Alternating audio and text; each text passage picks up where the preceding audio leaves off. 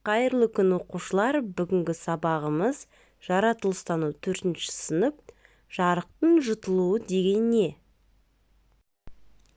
Бүгінгі сабақта жарықтың жұтылуы туралы білесің. Жарықтың жұтылуының маңызын түсінесің. Балалар, айналамызға қарайықшы, қандай түстерді көріп тұрсыңдар? Дұрыс айтасыздар, көптеген түстерді көруімізге болады.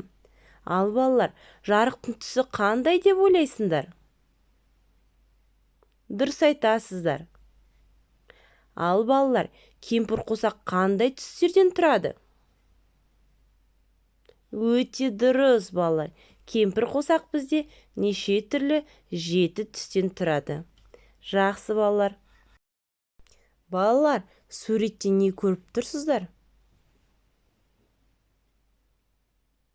Дұрыс айтасыздар. Бұл бізде кемпір қосақ. Ал балалар, осы біздің кемпір қосағымыз қалай, қайдан пайда болады?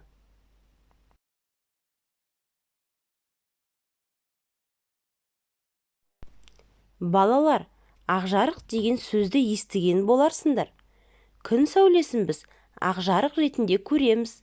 Осы ақжарық 7 түстен құралады. Оны суретте көріп тұрғандарыңыздай ағылшын ғалымы Исаак Ньютон 1672 жылы ашқан.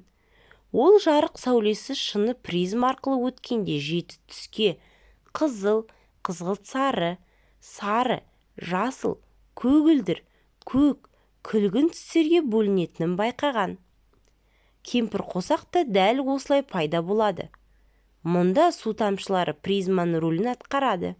Жаңбырдан кейін күн шығып, күннің сәулесі ауадағы мөлдір су тамшылары арқылы өткенде, ол 7 түске жіктеледі. Кемпір қосақтың пайда болуын мына суреттен көруімізге болады. Жаңбырдан кейін күн шығып, күннің сәулесі ауадағы мөлдір су тамшылары арқылы өткенде кемпір қосақ пайда болады.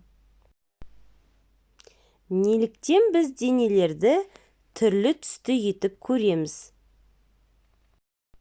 Мысалға балалар, қандай да бір сары түсті денеге ақжарық келіп түсетін болса, денеден жарықтың сары түсі шағылып, басқа түстерді жұтып алады. Сондықтан біз дененің сары түсін көретін боламыз. Суретке назар аударсақ балалар, жасыл түсті шөп жарықтың жасыл түсін шағылып, басқа түстерді жұтып алып тұр.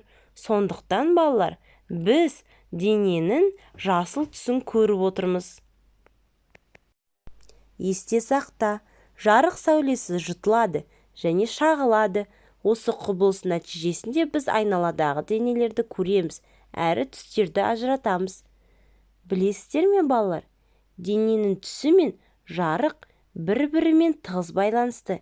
Егер жарық болмаса, түстерді ажыратпаймыз.